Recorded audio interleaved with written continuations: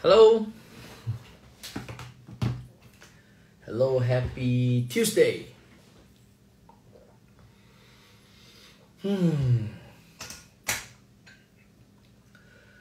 Oke, berapa orang kumpul? Oke, 12 orang. Jadi hari ini kita bahas soal sebab itu halo semuanya. Terima kasih yang sudah hadir. Nggak sempat hadir, sesi ini di recorded. Oke, it's going to be recorded, so nanti bisa cek lagi di Instagram feed saya. Nanti saya juga akan post di YouTube juga. Oke, topik beberapa topik malam ini. Beberapa pertanyaan masuk. Ada yang pertama, cukup bagus topik yang mana? Yang pertama itu orang tanya, bro, stop loss hunting itu bener nggak sih? Kalau di pasar modal tuh kayak ke pasar modal ya, kayak di pasar derivatif kayak gold, pasar global market. Stop loss hunting tuh bener nggak sih? Ada hoax gak itu? Hoax gak stop loss hunting? Alright, nanti saya akan jelasin. Yang kedua adalah soal trading for living. Masih di dalam persoalan trading for living. Alright. Oke, kita akan bahas cukup banyak soal trading for living karena beberapa orang kayak mungkin menganggap trading for living itu hanya sekedar hidup dari hasil trading. Alright. Ya, mungkin alasannya kayak gitu, hidup dari hasil trading. Tapi why most people fail? Alright, I'll tell you why. Aduh, bentar ya. Kekenyangan aku. Enak kali istriku masak hari ini. Oke, yang pertama.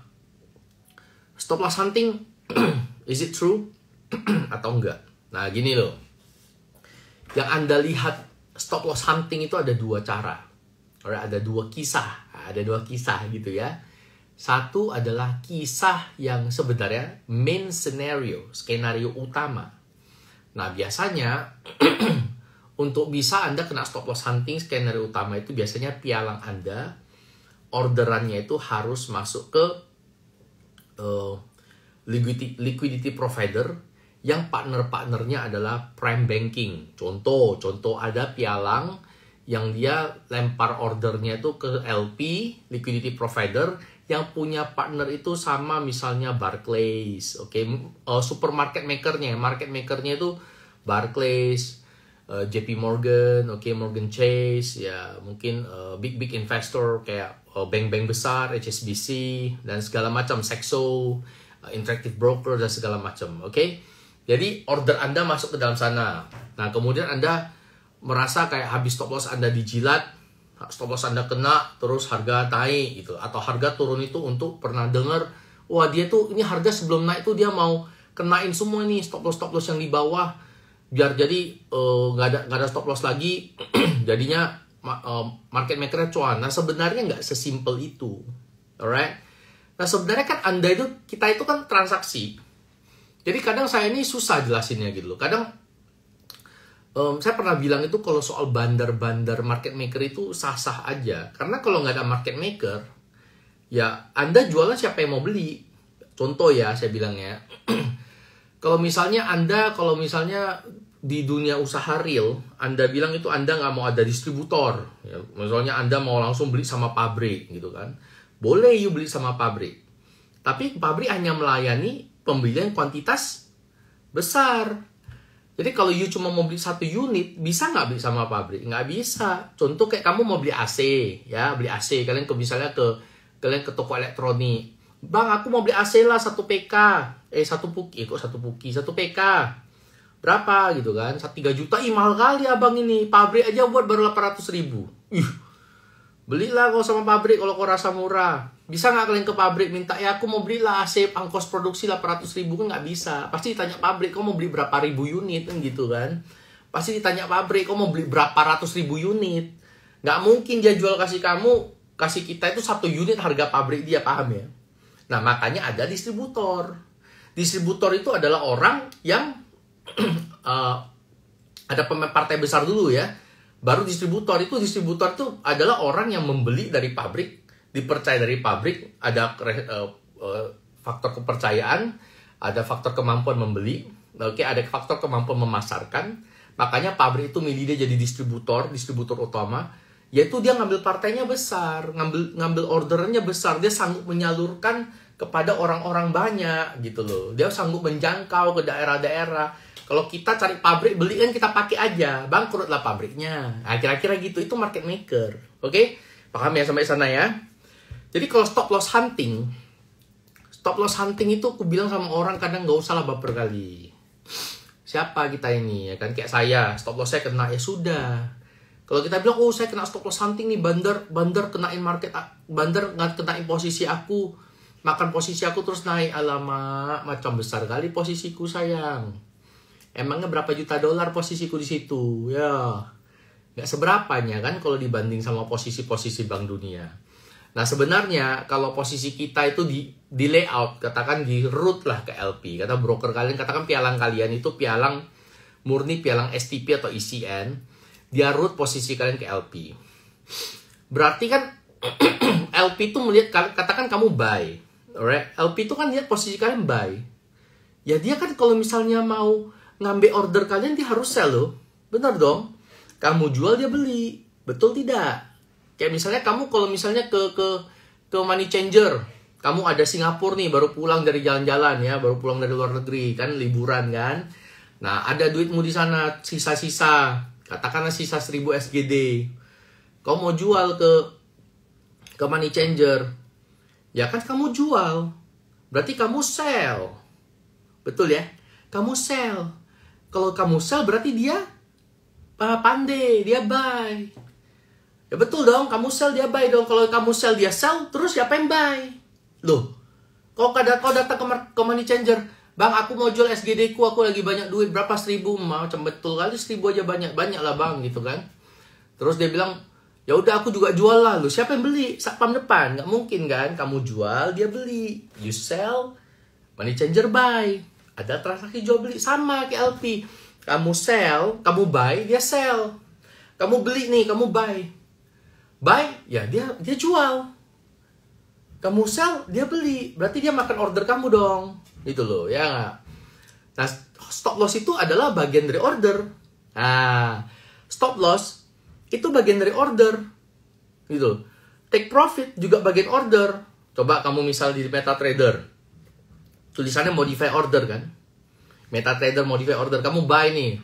Nah, pengertian buy, stop loss dan take profit sebenarnya itu adalah bahasa yang dipermudah untuk dimengerti. Sebenarnya bukan itu bahasanya. Misalnya kamu sell. Berarti kalau kamu jual, kamu sell nih sekarang ya, kamu sell.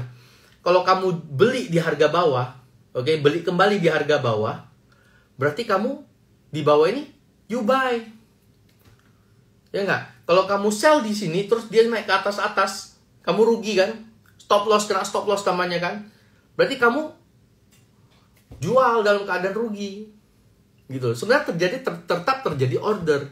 Nah, market maker tuh melihat begini. Si Anu misalnya beli.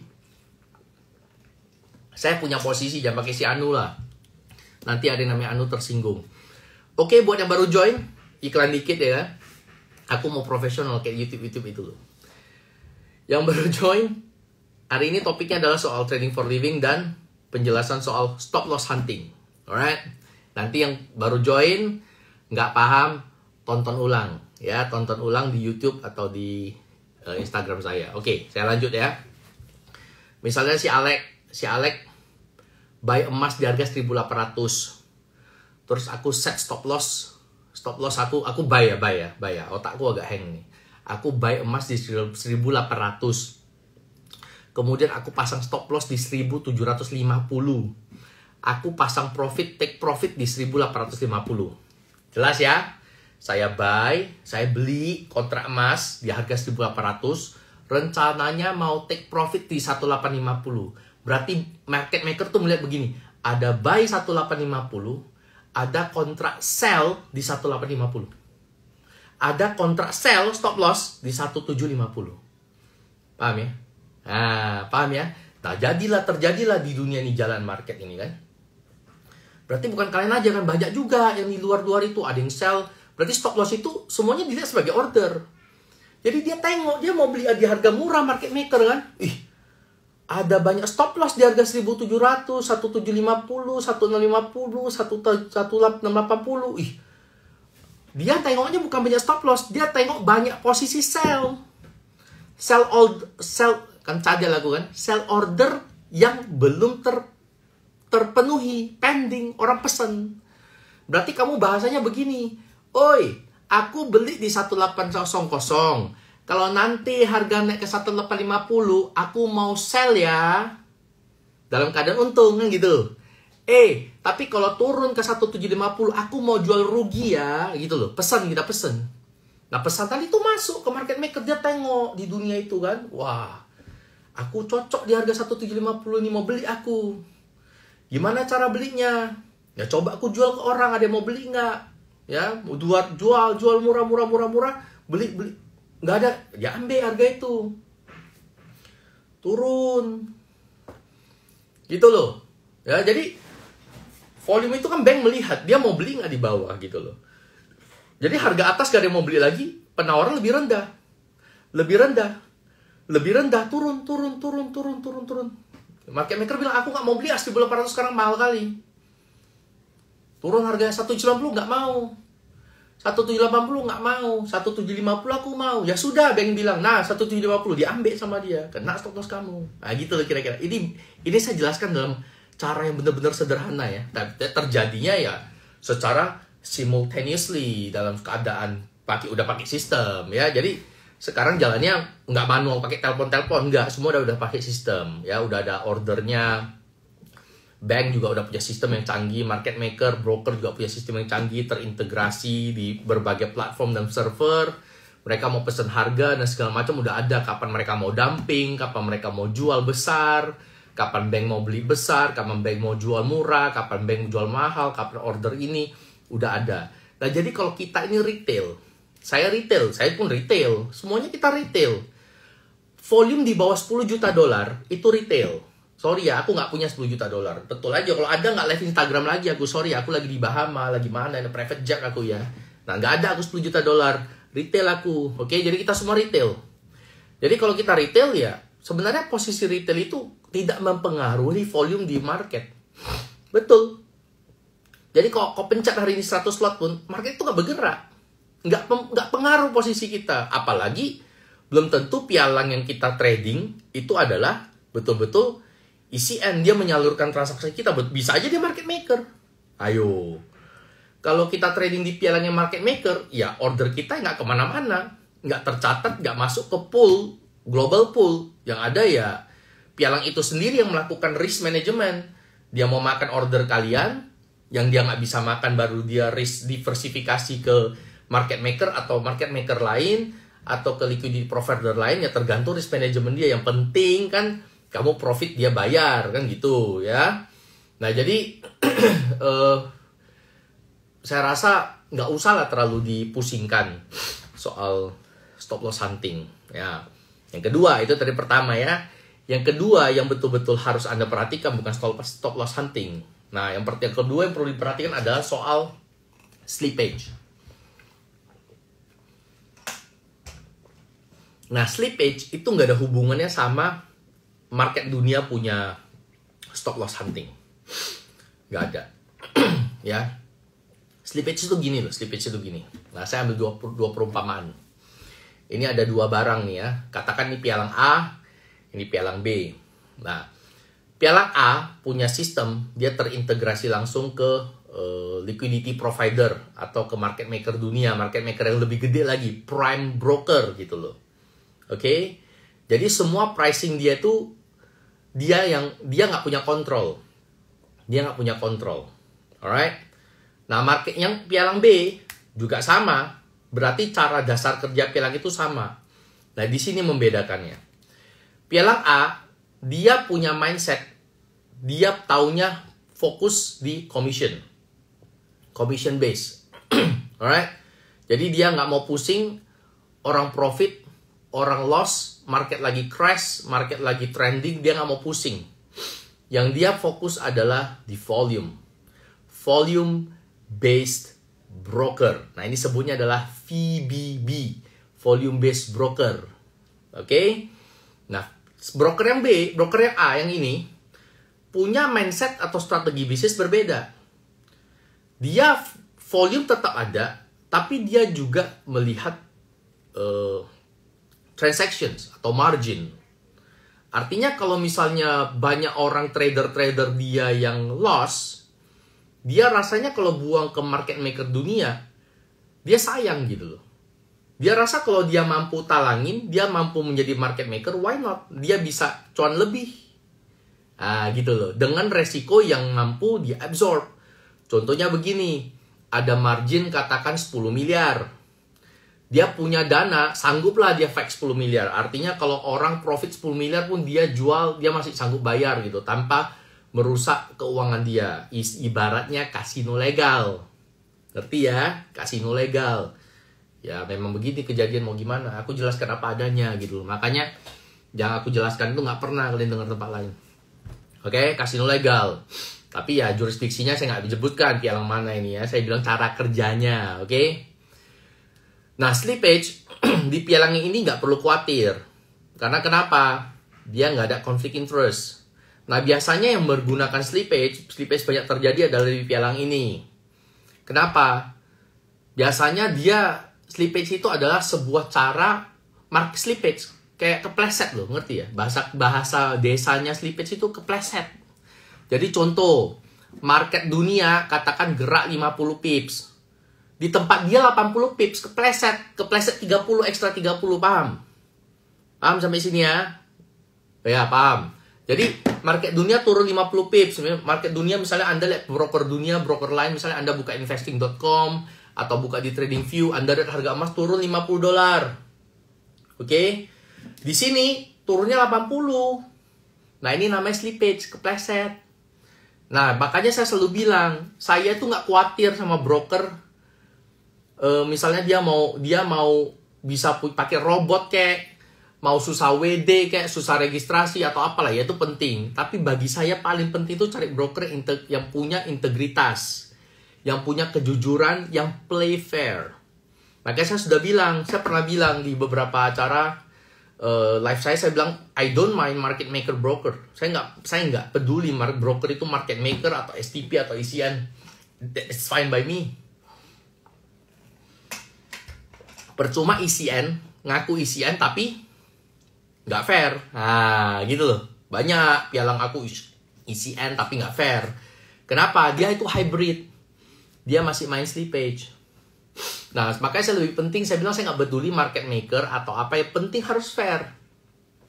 Harga di platform dia, di server dia, MetaTrader yang berdasarkan nama PT server dia atau nama perusahaan dia, company dia, itu nggak boleh beda jauh sama harga di pialang-pialang yang ada di TradingView atau di investing.com atau di harga dunia. Nggak boleh beda jauh pergerakannya. Nah, orang banyak nggak ngerti. Orang pikir harganya. Bukan loh. Kalau harganya sama. Yang harus diperhatikan adalah movementnya. Nah, harga movement ini bisa di-track dari grafik. Ya, jadi Anda kalau misalnya cari pialang, Anda buka grafiknya, pastikan Anda cari event-event yang punya dampak besar, kayak economic crash tahun 2008, ya mungkin waktu Black Swan tahun 2012, kemudian waktu flash crash tahun 2019 yen ya, kemudian apalagi waktu BOJ dulu Abenomics, Shinzo Abe punya kebijakan, ada yen terbang gila-gilaan, atau ada week NFP dan segala macam. Nah, you bandingkan, dia punya pialang ini punya chart, apakah high low-nya, high low week-nya shadow itu sama dengan pialang-pialang lain. Oke? Nah, misalnya kalau ada kejanggalan, bedanya lebih banyak, segala macam, itu namanya slippage. Kalau saya sarankan hindari perusahaan-perusahaan seperti itu, karena mainnya nggak fair. Oke? Nah, karena kemajuan teknologi, sorry to say ya, saya buka-buka aja. Saya nggak sebut nama, jadi seharusnya aman ya. Sorry to say, biasanya saya pernah lihat beberapa kasus di pialang-pialang luar negeri, ini historinya bisa di-reset. Bisa hilang dia. Makanya saya bilang, kadang ada dilema kalau trading di perusahaan Indonesia, misalnya Bapepti. Oke lah, serba susah begini-begini. Plusnya apa? Plusnya ini, nggak bisa suka-suka. Chart itu mereka bongkar-bongkar, mereka riset. Nah, ada nilai plusnya. Kalau pialang luar negeri, sorry to say, banyak kasus begitu. Makanya di pialang luar negeri jangan pilih yang abal-abal. Abal-abal tuh gimana? Yang leverage-nya lebih dari 1/100 misalnya. Atau yang banyak, misalnya banyak menawarkan bonus-bonus ya. Menurut saya itu abal-abal ya, menurut saya abal-abal. Kalau misalnya punya pendapatan silakan, saya nggak sebut nama, jadi you juga nggak tahu yang apa kan. Jadi, nah slippage ini yang mesti diperhatikan. Alright? Karena kenapa? Ya berarti mereka bisa suka-suka mendorong posisi pasar itu sampai merugikan, sampai posisi kliennya itu bisa rugi.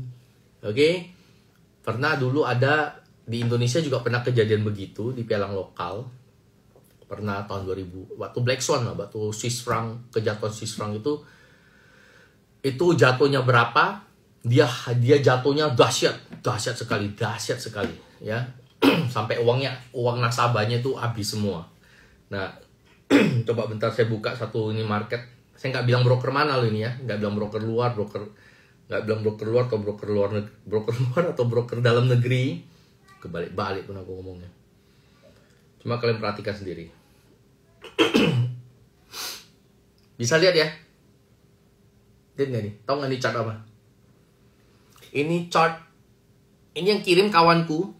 Kirim kawanku. Dia sempat screenshot. Ya, ini Nasdaq punya chart. Oke. Dalam tempo sesingkat-singkatnya, harga dari 2.200 naik ke 15.900, hampir 16.000. Sunton bukan. Sunton money game. Ini pialang, ini broker.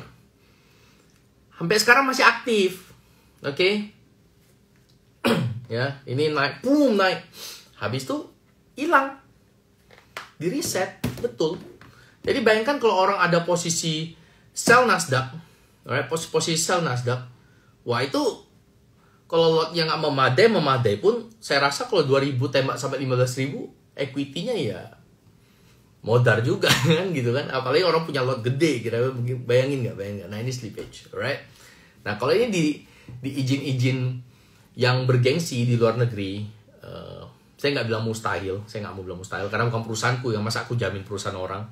Ya potensinya kecil lah kalau di pialang-pialang luar negeri yang izin-izinnya masih misalnya FCA atau ASIC, alright, atau apalagi yang bagus ya, ASIC, SISEC, oke, ya Amrik ya, kita nggak usah izin Amrik lah. Izin Amrik tuh orang luar nggak bisa trading punya, cuma orang Amrik yang bisa trading, oke. Jadi kalau di luar dari izin itu hati-hati ya. main itu utamanya, izin utamanya nggak ada yang FCA, ASIC, SISEC ya, hati-hati ya utamanya. Kemudian kalau ada pun tapi akun Anda jatuh di jurisdiksi lain yang sama aja bohong, oke? Makanya saya bilang perhatikan sepak terjang dari pialangnya. Saya sempat suggest buka aja forexpeacearmy.com, nggak usah kita debat. Ada orang DM saya, bro, you hati-hati ya, you jangan ngomong pialang A ya, you nanti dituntut begitu-gitu. Kadang aku tengok lucu. Loh, lucu, masa aku nggak boleh komen? Dia bilang pialang aku bagus kok, pialang begini. Loh, aku bilang, yang ngomong bukan aku, kan buka lah, forexpeacearmy.com, forexpeacearmy.com. Baik, kau tuntut orang di sana, bacot kau bilang, ya kan? Nah, jadi kadang orang ini nggak ngerti, dia cuma idea, cuma marketing, saya nggak sebut nama pialang. Kalau kamu merasa tersinggung, ya silakan ya. Jadi, cek sendiri ke forexpeacearmy.com. Forex Peace, peace-nya peace, PAC, army, ARMY.com. Nah, di sana Anda lihat jelas semua pialang ada reviewnya, orang komplain, orang kasih positif feedback, orang ya, ada semua lah. Oke, jadi Anda nilai sendiri. Oke. Kira-kira seperti itu. Oke, jadi again, stop loss hunting bukan hoax, ada, nyata, tapi ya nggak efek lah sama kita, ya nggak efek. Kita Kalau retail itu biasa kena di slippage, jadi lebih fokus di sana. Oke, yang baru join, sedap kan? Yang baru join, ketinggalan sudah satu topik ya. Kita hari ini bahasnya soal stop loss hunting, itu hoax or real. Oke, dan yang kedua kita akan bahas soal another perspective of trading for living. Trading for living. Jadi yang ketinggalan, boleh nonton ulang nanti di YouTube atau di IG ya, IG. Oke, clear ya soal stop loss hunting ya. Nah, kita masuk ke topik yang kedua soal trading for living. Nah, pertanyaannya, bro, trading for living tuh sebenarnya real nggak sih? Kayak bro begitu, kayak lu betul-betul trading for living tuh gimana sih? Real nggak sih? Gimana sih caranya gitu loh? Alright, saya pernah bahas, tapi kayaknya nggak komplit ya. Kemarin keterbatasan waktu. So, trading for living sesuai dengan artinya, Kamus Besar Bahasa Indonesia adalah trading untuk hidup.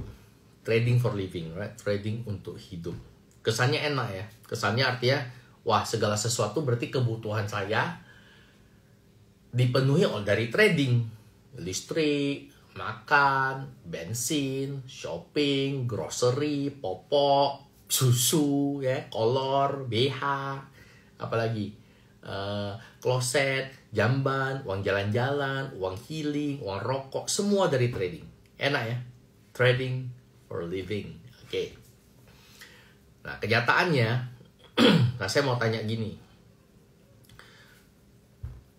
Kita kerja itu untuk apa? Ayo, coba. Saya pernah tanya sama salah satu. Saya dulu aktif ngajar di beberapa perusahaan swasta dan bank. Saya tanya sama salah satu karyawan di sana waktu di kelas sesi training saya tanya, kamu kerja untuk apa? Dia ketawa. Untuk apa? Malu lah pak, nanti ada pengawas. Ngomong aja nggak apa-apa, kerja untuk gaji. Benar, nggak salah. Kerja untuk gaji, trading untuk profit. Terus, untuk apa gaji itu? Untuk hidup. Nah, kerja untuk gaji itu untuk hidup. Ada orang nggak beda untuk gaji untuk apa? Beli HP, cicilan HP, untuk foya-foya, untuk bawa pacar jalan kan gitu. Jadi di sini ada satu hal yang simple tapi nyata. Orang yang kerja untuk gaji dan kerja untuk hidup, secara riset pada kenyataannya ini memiliki pola perilaku kerja yang sangat berbeda. Berbeda sekali. Mindsetnya padahal sama-sama perlu gaji. Nah, orang yang kerja untuk hidup dan kerja untuk gaji beda loh. Nah, begini maksud saya. Trading untuk profit dan trading untuk hidup dengan mindset ini benar-benar beda. Kalau orang ngomong dia mau trading for living, tapi dia trading itu untuk profit. Oke? Nah, saya mau tanya. Masa kamu ngomong pengen trading for living? Pengen hidup kamu dibiayai oleh trading? Nah, saya tanya, waktu kamu kesehariannya sudah kamu habiskan belum untuk trading? Ngerti ya? Dia mau hidup dari trading. Oke, fair. Tapi kamu sudah menghabiskan hidupmu belum? Sudah mengabdikan hidupmu belum untuk trading? Banyakan begini, pengen hidup dari trading. Tapi yang dilakukan adalah mencari cara segampang-gampangnya untuk bisa trading. Tapi pengennya hidup dari trading. Kalau bisa nggak perlu analisa, kalau bisa tidak perlu belajar, kalau bisa nggak usah ngerti, kalau bisa tinggal baring ceklik ngikutin orang. Si Anu bilang buy, saya buy. Si Anu bilang sell, saya sell. Cuan, kacing. Pengen hidup dari trading. Itu mampus bro, nggak mungkin bisa. Sama seperti orang kerja. Saya kait-kaitin ya. Orang kalau kerja, kerja, dia cari gaji. Bukan kerja untuk hidup. Yang biasanya terjadi di orang yang pakai gaji ini, nggak nyari gaji ini adalah banyak. Dia itu nggak mungkin bisa naik pangkat. Pengennya jadi manajer, pengennya jadi direktur, pengennya jadi kepala cabang, nggak bakal kecapaian. Nggak bakal. Yang ada bagaimana? Yang ada dia akan resign, pindah tempat lain. Makanya jangan heran Kalau saya ketemu orang ada dia udah 40 tahun, posisinya masih marketing, I'm sorry. Ada, banyak. Sudah 40 tahun dia kerja, posisinya masih marketing di bank tersebut, di perusahaan tersebut. Kenapa? Kalau itu nggak usah ditanya, dia pasti lompat dari banyak perusahaan. Dia mengejar gaji. Kalau dia mengejar gaji, ya itu yang dia dapatkan. Dia bukan kerja untuk hidup. Memang betul, ya Pak, jangan ngomong gitu. Saya kerja gaji kan untuk hidup, betul. Tapi mindset Anda yang Anda lihat itu gaji. Anda menilai effort yang Anda keluarkan itu sesuai dengan gaji yang Anda dapetin. Contoh, orang gaji saya 50 juta, orang gajinya 30 juta, orang gaji saya 5 juta, 3 juta. Oh 3 juta doang, udahlah, aku coba digaji 3 juta, ngapain aku kerjain? Kerjakan aja sesuai 3 juta. Gitu. Jadi selama barometernya adalah gaji, dia nggak akan lakukan lebih. Nah, sementara orang yang kerja untuk hidup, dia digaji 3 juta. Yang dia kasih ke perusahaan yang nilainya itu mungkin 30 juta. Saya sudah lihat banyak orang seperti itu. Dia digaji 10 juta. Yang dia kasih ke perusahaan nilainya 100 juta. Dia digaji oleh perusahaan 30 juta. Yang dia kasih ke perusahaan itu nilainya mungkin 500 juta. Bahkan miliaran. Gitu. Dia kerja untuk hidup, baru bisa dipertimbangkan. Dia menghabiskan hidupnya untuk memajukan pekerjaannya. Nah gitu loh. Jadi sama dengan trading. Kalau Anda mau trading for a living, make sure you spend your time, invest yourself in trading. Meaning artinya adalah kamu do research. You do your homework, you do your research, you do your part. Jangan tanya saya, nggak guna. Artinya saya membantu itu hanya 5% dari segala trading journey kamu. Sisanya harus kamu. Masa kalau saya bahas, misalnya contoh ya. Contoh, ada orang tanya, kemarin Koko tanya soal review broker, websitenya apa? Nah, saya agak sensi kalau ditanya gitu. Bagi saya ini orang trading for profit.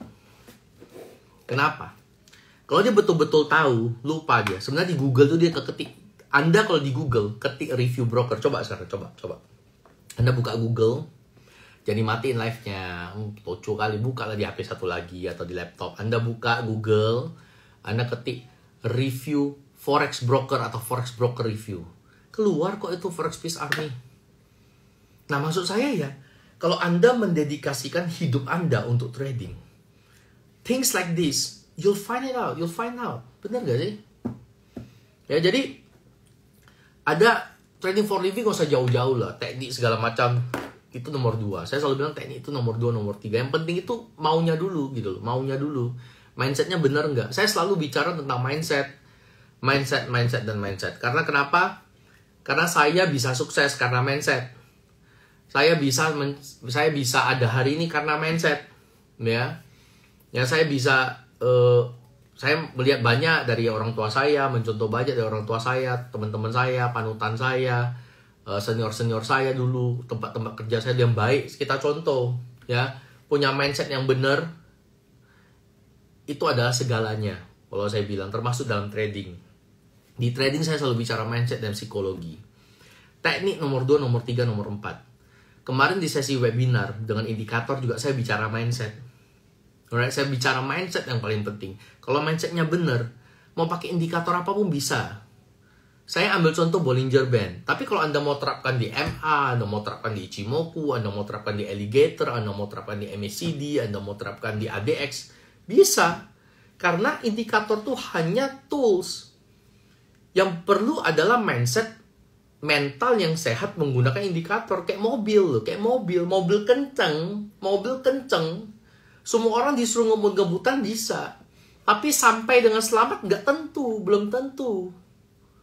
Ya, jadi bawa mobil, pintar bawa mobil dan bertanggung jawab dalam bawa mobil itu adalah 2 skill berbeda. Kalau cuma ngegas, semua pintar, semua orang bisa. Tapi selamat nggak selamat belum tahu. Ya nggak?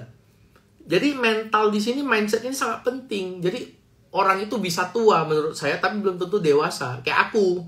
Kalau saya jujur aja, dewasanya telat. Ya, bukan gak usah malu di sini, betul. Aku dewasa itu umur 30-an. Sekarang aku umur berapa? 30-an. 30-an juga. Ya baru-baru nggak lama dewasa. Baru ya 5-6 tahun. Jujur.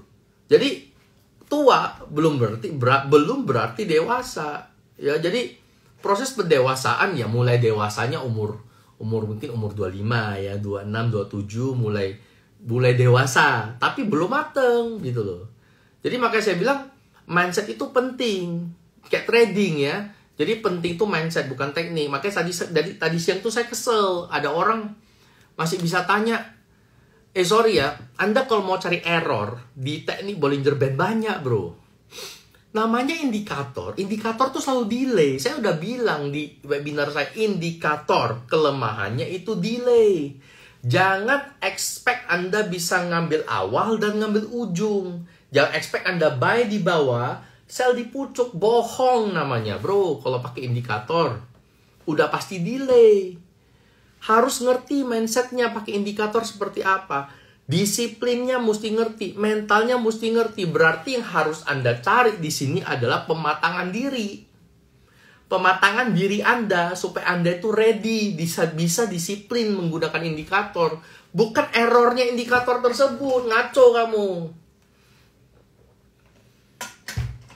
Kalau kamu mau cari ngaconya indikator itu, ya nggak trading. Kamu profit pun bakal loss ujung-ujungnya bro. Awal-awalnya profit, ujungnya saya jamin rugi. Kenapa? Mental kamu nggak ready. Kamu profit tuh kebetulan. Kebetulan market lagi bersahabat. Break, misalnya saya pakai Bollinger Band ya. Break band tengah, buy. Kebetulan market lagi trending. Begitu dia naik turun, kamu loss. Rugi habis-habisan, emosi nggak kekontrol. Balik lagi dari awal. Kemudian kamu cari lagi mentor lain. Cari teknik lagi. Dijerumuskan lagi. Gitu-gitu aja cycle kamu sampai kamu tobat trading. Sampai kamu kapok trading. Kalau nggak kapok bangkrut, sorry to say, this is the truth, alright? Mentalnya dulu, mental bener. Yang dicari bukan errornya indikator. Sama elite wave, kamu mau cari kurangnya elite wave banyak bro. Kurangnya elite wave banyak. Saya bicara kemarin di webinar, bagi yang nggak ikutin, oke? Kita dalam hidup ini ada hal positif, ada hal negatif. Yang mana mau kamu amplify? Amplify itu ngerti kayak speaker, amplifier. Mana yang mau dikuatin gitu loh. Ada hal buruk, ada hal jelek. Alright? Yang mana mau kamu amplify? Kalau nggak ada hal bagus yang di-amplify, ya udah tinggalin. Kok susah? Misalnya kamu ketemu hal ini, ada hal bagusnya nggak? Hal bagusnya, kamu mampu nggak amplifikasi hal bagus tersebut? Kalau mampu, ya sudah amplifikasi. Sama elite wave. Elite wave ada kekurangan, ada kelebihan. Alright? Kelebihannya apa? Kelebihannya yang mungkin bisa mendeteksi market lebih awal. Bisa melihat market akhirnya mau gimana. Bisa melihat gambaran market kemana. Bisa begini. Oke. Kekurangan mana? Sulit belajarin. Harus ngerti market, hitung logika, begini, hitung dengan segala. Ya, kamu mau lihat kekurangan atau kelebihan? Kalau kamu lihat kelebihan, kekurangan itu kamu lihat menjadi kewajiban untuk dipelajari. Ya, kewajiban untuk dimengerti. Kalau kamu hanya melihat kekurangan tersebut, ya kamu ya nggak akan bisa maju-maju. Jadi kalau kayak kamu cari Bollinger Band, kamu mau cari errornya di mana? Banyak bro, namanya indikator ya. Tapi saya nggak bicara itu kemarin. Makanya saya kesel kalau ada orang masih bisa tanya saya, bro, ini Bollinger Band ada error begini, ini bisa gini, ada false signal. Ya ampun, ini orang. Saya kasih dia file webinar saya. Ngomong berapa jam itu ya. Dan dia hadir mungkin di sana, saya nggak tahu. Ya, dia tangkap hanya pakai Bollinger Band ini bisa profit atau gimana gitu. Ini betul-betul dahsyat kadang. Makanya saya bilang, some people just don't deserve salvation or don't deserve some help. Alright? They put this on themselves. Alright? Anda bisa loss kadang ya. Ada orang bisa loss ya gara-gara diri dia gitu. Dikasih tahu yang ngeyel. Ya jadi trading for living itu tadi. Ya sama kayak tadi indikator kan. Jadi harus dipersiapkan adalah mentalnya dan mindsetnya. Trading for living itu paling penting mentalnya, mindsetnya. Anda mau trading for living, oke. Then start spending your life for trading. Kalau Anda nggak spend your life for trading, terus mimpi mau trading for living, hanya dengan ngikutin mentor kamu, hanya ngandelin signal mentor kamu, hanya mandalin mentor kamu, kamu ditipu. Itu mentormu pun nggak trading for living, gue kasih tahu. Dia commission for living. Commission for living, dia nggak trading for living, ya. Kalau betul-betul trading for living, pasti dia suruh kau belajar. Alright? Kalau mentor yang nggak suruh kalian belajar ngandelin signal, ya dia takut kalian nanti bisa nggak trading sama dia lagi. Ya, jadi bedain. Bedain ya, trading for living itu sebenarnya bagaimana. Jadi enggak semudah kedengarannya. Enak ya hidup dari trading, enak, emang enak. Enak ya, dia kerja jabatannya tinggi. Dia mah enak direktur, dia mah enak manajer, dia mah enak begini ya, enak. Perjuangannya kamu lihat tidak enak nggak perjuangannya? Kamu sanggup nggak? Jangan komplain. Nah, dia mah tukang angkat telur. Di kantor dia mah tukang begini, tukang angkat telur, tukang jilat. Ya pinter nih. Saya tanya, kalau bisa dong, kamu sanggup nggak seperti dia kerjanya? Kamu coba, menurut kamu dia kerja lebih banyak nggak dari kamu? Ayo. Kalau iya, kamu sanggup nggak kerja kayak dia? Di luar dari angkat telur deh. Ya biasanya orang-orang begitu ya mundur sendirinya gitu. Jadi emosi, ya kalau udah emosi, udah kalah muka, biasanya mau main gelut, ngajak berantem gitu kan. Nah, jadi kenyataan sama. Kenyataan memang seperti itu. Alright? Jadi so if you want to live from the trade, ya, trading for living, make sure Anda itu mau atau mulai memang spend your time, spend your life for trading. Keseharian Anda ya research, backtesting, pelajari Elliott Wave, pelajari indikator Anda, pelajari teknik trading Anda, sempurnakan backtest trading di demo atau whatever it is to shape your skill. Alright, to shape your skill, to sharpen your skill. Alright, one day you want to live from the trade. Satu hari nanti Anda mungkin tahun depan, mungkin 6 bulan lagi, mungkin 2 tahun lagi, mungkin 5 tahun lagi Anda ya ke depannya pengen bisa mampu hidup dari trading. Ya mulai dari sekarang. Habiskan hidup Anda itu untuk mengasah kemampuan trading Anda. Nah, kira-kira gitu loh. Untuk mengejar trading for living. Ya paham ya? Makanya saya bilang gak semudah itu. Oke? Kira-kira begitu aja, nggak ada pertanyaan lagi. 2 tadi aja saya bahas. Kira-kira ada pertanyaan dari teman-teman di sini? Masa sih kok? Bener. Masa saya bohong? Ya. Jadi menjadi dewasa pilihan cepat bisa, karena itu hanya pilihan kan, kayak misalnya kita bilang kayak berhenti merokok. Bullshit kalau orang bilang mau berhenti merokok itu. Saya ngomong tuh saya perokok. Saya dulu sehari bisa 1 bungkus. Ya habis ngerokok iya, vape iya, IQOS juga iya. Semua oke. Jadi kalau berhenti rokok tuh gak ada istilah, oh ya gue mau berhenti merokok. Ya mulai hari ini gue 1 batang aja deh. Gak bakal berhenti. Gak bakal. Oh mulai hari ini gue setengah bungkus. Gak bakal berhenti sampai kiamat juga gak bakal. 1 hari 1 bungkus jadi 1 batang juga gak bakal berhenti. Saat itu cuman bertahan 3 hari deh, 4 hari. Balik lagi. Alasan stres, kerjaan ya, banyak pikiran. Mau berhenti aja, gitu aja. Ya gitu aja. Kalau if your mind is strong enough, is stronger than your body. Kalau pikiran Anda itu, mental Anda itu lebih kuat dari badanmu, lebih kuat dari jiwamu. Ya udah berhenti aja. Hari ini merokok, ya udah buang semua, ya udah besok nggak ada lagi, udah. Iya bener gitu aja. Sebenarnya gitu aja. Jadi makanya pernah ada yang bilang kan, gimana bahasa Inggris yang keren itu kan? Apa ya? The what is strong but the flesh is weak gitu lah. Apa sih bahasanya? Jadi imannya gimana? Iman sih kuat gitu loh, tapi yang lemah itu raga kan gitu kan. Orang bilang begitu. Kadang kita bilang nggak mau ya itu. Jadi saya bilang Sama kayak misalnya kayak pendewasaan dalam trading. Kayak kamu trading mau bener, ya kamu mau milih mau trading, ya udah kayak gitu. Ya decide gitu aja. Gitu loh, udah langsung aja gitu loh. Jadi nggak ada cerita kayak mulai cicil, besok aku mulai baca 1 halaman. Nggak ada. If you decide to do it, then do it. Nggak ada but, nggak ada tapi gitu loh. Nggak ada katanya, nggak ada kayaknya, nggak ada biasanya, nggak ada. Langsung aja, itu A, B, B gitu loh. Ya. Jadi, makanya saya bilang kalau mau berubah, orang mau berubah, mau jadi lebih baik, ya saya dukung. Saya selalu dukung. Orang mau trading, mau belajar trading, saya dukung sekali. Karena mau berubah ya udah. Spirit is willing, but flesh is weak. Ya itu. Ya betul, thank you Ibu Sasa. Ya itu kira-kira. Jadi, kalau udah mau, ya sebenarnya ini aja. Kalau misalnya our flesh is as strong as our spirit, you know, kayak ya just that's it, oke? Biasa berapa lama bisa buat konsisten? Para trader pro, temen bro, kalau di YouTube atau bilangnya bisa sampai lebih dari 3 tahun. Nah, konsisten atau enggak?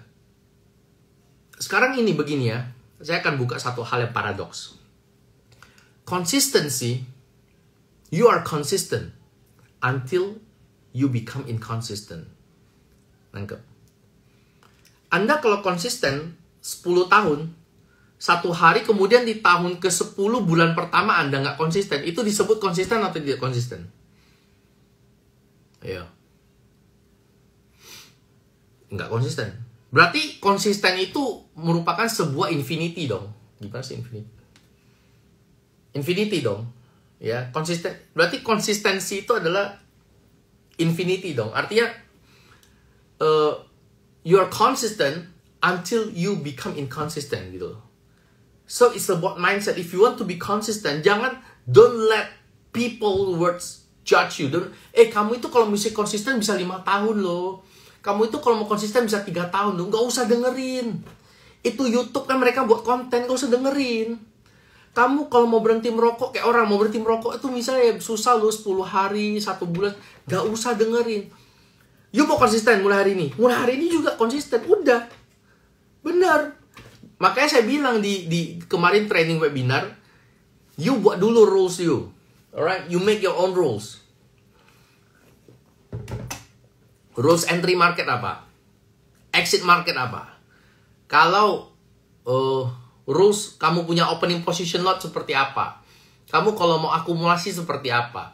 Kamu mau cut loss seperti apa? Market itu geraknya entry bagi. You paham, udah buat rules yang sesuai, you tulis, ikutin. Ya, itu konsisten. Sanggup gak? Itu aja. Gak usah dicoba-coba. Jadi gak usah bilang kalau misalnya sistem kamu bilang, wah ini udah break by band tengah. Ya resiko 20 pips. TP 40 pips, ya sudah 40 pips. Resiko 5 pips, TP cuma 15 pips. Yuk, dikit banget, ya nggak ada. Ya ikutin. Dikit banyak ikutin terus. Itu namanya konsisten. So, do not listen to people who try to create a time space for you. You know time space? Alright? Usually people create time space for us. Alright? My whole life. Oh, kamu my whole life ya, I look at people who live in people's time space. Alright, kapan waktu yang tepat untuk nikah? Kapan waktu tepat punya anak? Kalau kerja itu berapa tahun harusnya udah promosi? Kalau kerja berapa tahun sudah harus punya naik gaji? Umur berapa seharusnya sudah sukses? Umur berapa harus punya rumah? Ya, I mean, don't listen to that. Don't listen to that shit. Alright? 3 years, 5 years. If you want to be consistent, just get consistent. Just become consistent. That's all. It's easy. Nggak easy ya, sorry ya, nggak easy. I mean, as simple as that. Alright? Jadi, memang nggak gampang sih. Nggak ada yang bilang gampang. Saya nggak bilang gampang ya. Maksudnya, banyak tantangan, kemauannya banyak. Kayak, ya itu semua is all about, ya kemauan lah saya bilang ya. Yang apa yang drive kamu, kemauan kamu kuat, mindset kamu benar, ya sudah, go for it. Alright? If people say, nggak mungkin lah you 5 tahun bisa begini, ya sudah, you jalanin bukan dia gitu loh. You yang jalanin bukan dia. You jalanin sebaik mungkin. If you screwed up, you know. Kamu salah di mana, you know. Kalau kamu misalnya melawan, kamu berkhianat dari trading system kamu nggak dengerin hati kecil kamu, nggak usah bohong gitu loh. Makanya saya bilang, I always tell my student, you can lie to me, but you cannot lie to yourself. If you fail, then you fail. Don't blame the market. Jangan blame market begini, market begitu. Kalau kamu gagal ya kamu gagal. You salah hitung ya you salah hitung. You salah market, you buy, rupanya market berubah jadi sell, you harus adaptasi. No time for blaming. Alright, jadi you bisa bohong sama saya supaya kelihatannya kamu itu bagus, you bisa bohong sama orang. But when you don't make progress, ketika kamu nggak ada progress maju ya, kayak kamu trading tuh nggak ada progress majunya, kamu di sana-sana aja, deep down, jauh di dalam lubuk hatimu, kamu tahu salahnya di mana. Ya nggak? Keren kan aku kayak nyanyi gitu kayak di film-film. Ya, kira-kira begitu. Oke, thank you, you're welcome, Bapak Mark. Alright. Gue udah jawab pertanyaan juga. Any more questions? Ada pertanyaan lain? Jadi kalau nanti di video ini nggak bakal kelihatan ya tulisan-tulisan ini. Ya mereka chat, banyak orang lihat nih, ada 350 juta orang lihat. Nggak kelihatan, gue kelihatan ngomong sendiri. Tapi tadi pertanyaannya jelas ya, saya sebutin gitu loh. Oke. Yang baru tune, yang baru masuk, kita ada pembahasan hari ini.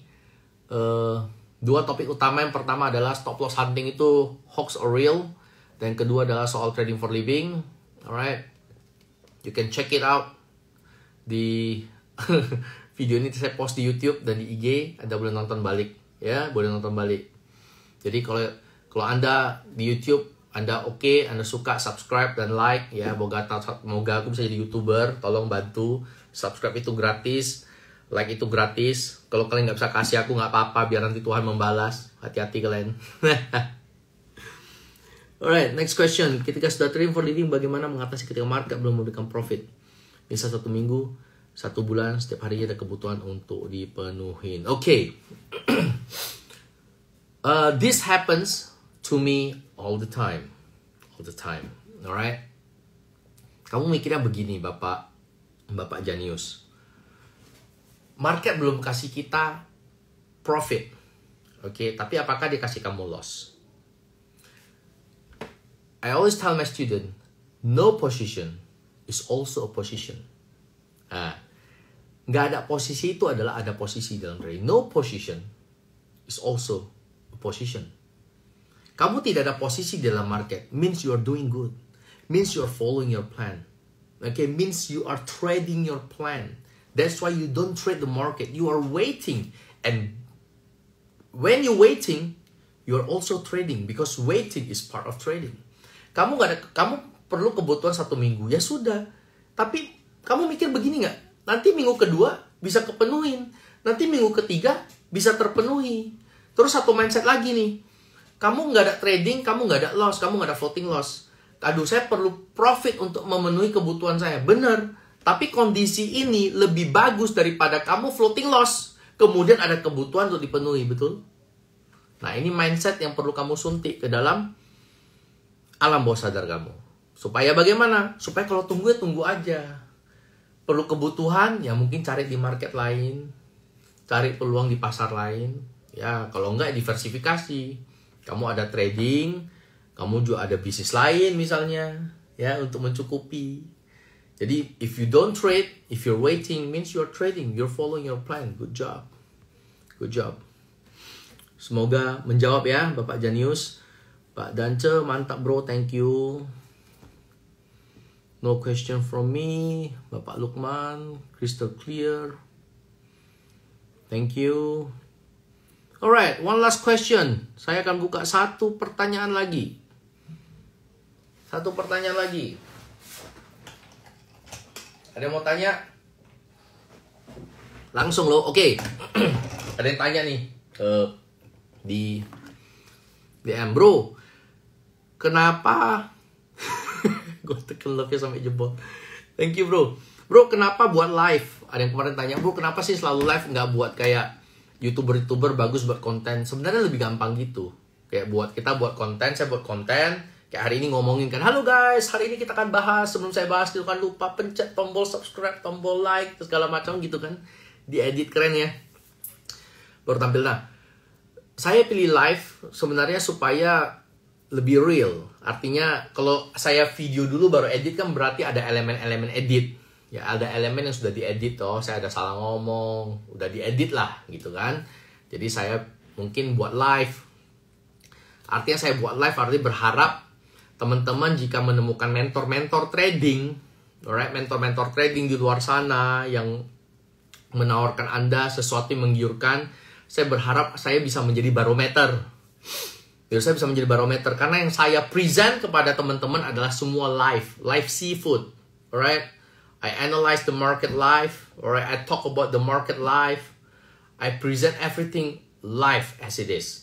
So, saya berharap teman-teman bisa menjadikan saya sebuah barometer. Kalau ketemu orang, dia ngaku trader, menawarkan sesuatu kepada Anda. And if you want to believe him, Anda mau percaya, mau kerjasama dengan dia.